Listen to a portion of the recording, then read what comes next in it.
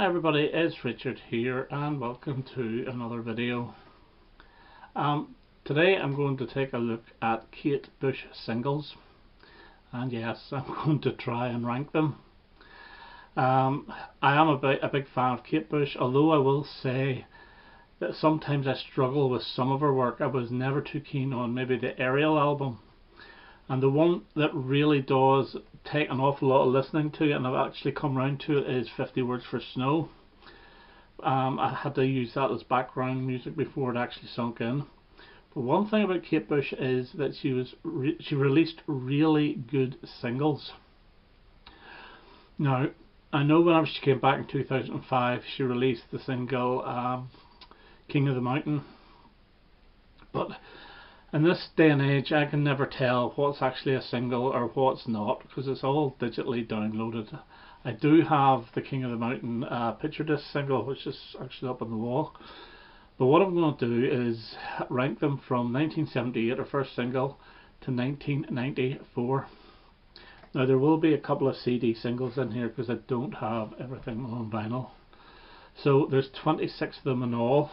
I'm not going to include the duet with Peter Gabriel, Don't Give Up, which is excellent, nor am I going to include this song here, which is Night of the Swallow, which was only released in Ireland. It wasn't released in the UK, so then obviously doesn't count, and as I'm from Northern Ireland, I had easy access to this, and this is from The Dreaming. This is actually quite good.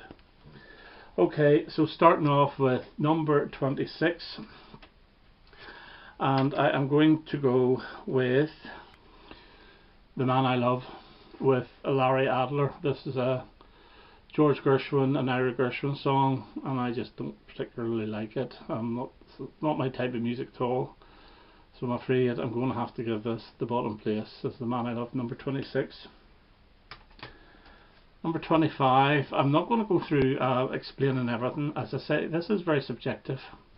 It's basically what I like and what I'm not quite as keen on. But anything in the top, well, anything really from now on, I do actually really like, but I have to put them in some order. And I will go with The Big Sky, from the fourth single from Hounds of Love.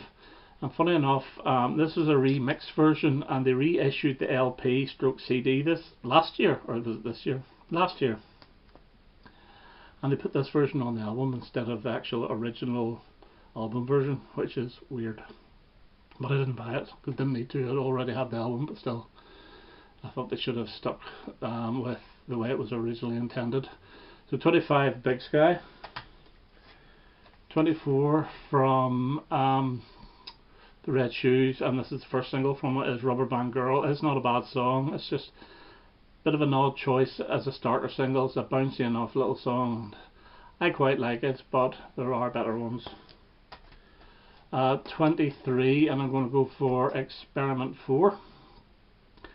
And this was the single to promote The Whole Story from 1986, and this is not a bad song either. A great cover, by the way, but good record. Number 22, and the third single from The Sensual World, and this is Love and Anger. Yeah, again, it took me a while to get into the actual Sensual World album with only the singles that I really liked, but now I've really come around to it. So this is number 22. Number 21 is the cover version of Elton's Rocket Man. I think it's a really good reggae version. She also does a version of Candle in the Wind on the B-side, and this is from the tribute album to Elton and Bernie, Two Rooms. Number 20, and an odd choice of a single, There Goes a Tenor. This was the third single from The Dreaming. There's better choices on the album, and even the one I showed, Night of the Swallow, would have been a better choice. I still like this, but there was better songs. Number 19, I actually have to go down here for this, and this is And So Is Love. And this is the third single from the Red Shoes. This is not a 12-inch, by the way. It's actually a 7-inch picture disc with a big poster, big giant poster. So yeah, it's a good song. It's nothing too extraordinary. It's nothing too out of the way. It's just a good standard song, and I think that's why the Red Shoes is not as critically acclaimed, because a lot of people think it's a bit bog standard, but I really do like it. Now, so that was number 19. Number 18, and it's in the trees. It's Hounds of Love, and this was a reasonable sized single for third one of the Hounds of Love. So that's number 18. Oops. Number 17 is their second single, The Man with the Child in His Eyes. Lovely picture sleeve there. I like this, but I think it's slightly overrated. It's a simple piano ballad. It's effective enough, but again, it's not one of my favourites of the Kicking side. Number 16, The Sensual World from The Sensual World, and this is very folky and I think it's great. Wonderful song, and I put that at 16. 15, another one I think slightly overrated, is Babushka. I like the back cover of that. This opens up the Never Forever album, and I like the way on the album it segues into Delius. It's a good song. Again, it's a bouncy number, but it's not the best single off that album, as obviously you'll find out. Number 14 is the second single from Lionheart, and that is Wow. And whenever I hear this, I automatically think of Not the 9 O'Clock News with Pamela Stephenson doing her impression of Kate Bush. Again, it's good, but it's a little bit just chorus verse, but yeah, it's a good song. Wow. That's my number 14. Number 13, and I really do like this. This is The Red Shoes. This is the fourth single from that album, and I think this chugs along lovely, and it's a really good choice of a single. I don't think it did very well at all, but that makes my number 13. Number 12 is probably her oddest single, with sounds from the Australian outback, the Dreaming, Aboriginal sounds. I think it's great. It's a fantastic song. Should it have been a single? Maybe not, but I still think it's one of the best on the album, and I was pleased to see that it actually did get released as a single. So this is the Dreaming, and that's my number 12. Number 11 is a live EP on stage, and the lead off track is Them Heavy People, which is a better song than The Man with the Child in His Eyes from the first album, The Kicking Side. This is really, really good, and it's a good EP because it's got Don't Push Your Foot in the Heartbreak, James and the Cold Gun, and L'Amour Looks Something Like You, which are three of the best songs from the first two albums. So excellent single, number 11. Number 10, and an absolutely stunning ballad from the Red Shoes, and this is Moments of Pleasure, and I love this. This is great. Can't say much more about it. It's a good standard but beautifully sung, beautifully composed song by Kate Bush. Number 9, and we'll go with Army Dreamers, the third single from Never Forever. Great video for this. Again, there's a message behind this about, you know, the atrocities of war and so forth, and the loss of families and so forth, but great song, great video. Number 8, and I shall go with Running Up That Hill, which is probably the most famous song, one of our most famous songs of the 80s.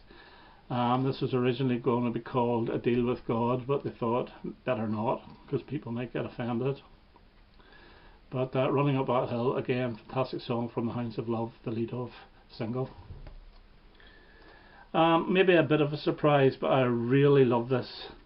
For number 7 is December Will Be Magic again, and I think it's gorgeous. It's one of my favourite Christmas songs. I don't even know if it's actually a Christmas song. I suppose it is. Yeah, it's got the reindeers and so forth on it. But I don't think the word Christmas is actually mentioned. It's more a winter song.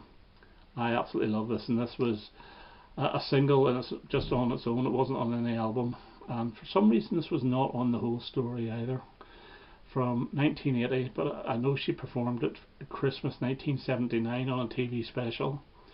But this is the version that's the best, and this is number 7.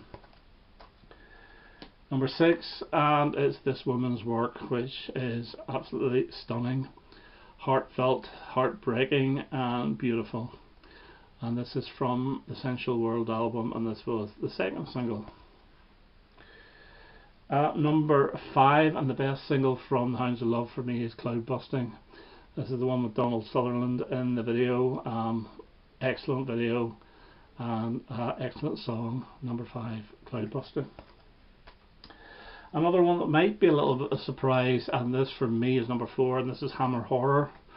This was the first single of the second album, The Lionheart. I love this. I absolutely love this, and I love the video as well. It's absolutely brilliant. It's simple. She's dancing around, but it's excellent. She looks really freaky in it too. It's just a fantastic video, and that's my number 4. Number 3 is Breathing, the second single. I believe, is this the second or the first? I think it was the second single from Never Forever, and this is about a fetus inside a woman's body not wanting to come out because of the state of the world, or she's not wanting to come out because of the state of the world and nuclear threats and so forth. It's a really weird song, and it's brilliant. So that definitely gets my number 3, is Breathing. Weird for a single, but it's such a good album, or good single. Excellent, brilliant song. Number 2, and this is the single from 81, and then it got on to the Dreaming album. This is Sat in Your Lap. I absolutely love this. I love the video. Everything about this song I adore. I remember hearing this when it first came out in 81. Didn't like it at all. I thought, that's going to be a tough one to get into, but this one grew and grew and grew on me. So this is my second favourite Kate Bush single. And I wonder what the first is. No, well, it has to be. I've called this the greatest single ever released, and I'm standing by it. I think this is Wuthering Heights, number 1 in January 1978, from her first album. Dave Gilmour playing guitar. This is amazing. This is such a brilliant song. I have never got fed up with this. I've played this so many times, and on the B-side of Experiment 4 she does the new vocal version, and it's every bit as good. But I'm only grading the A-sides here. So number 1, Kate Bush, Wuthering Heights, number 1 hit single, and she didn't play it whenever she went back to tour, well, not to tour, to do a couple of performances about 4 or 5 years ago, and apparently she didn't do half of the singles. She just did mostly the second side of Hounds of Love and Aerial and New Material, which would have been disappointing for a fan, but still, to see her live must have been amazing. And I do recommend you watch her live performance from Hammersmith in 1979, whenever she was only about 20 years old, and absolutely wonderful. So number 1, Wuthering Heights. Okay, so that's my ranking of Kate Bush singles from 78 to 94. I hope you enjoyed that, and I hope to have another video quite soon. Okay, now, all the best. Bye bye.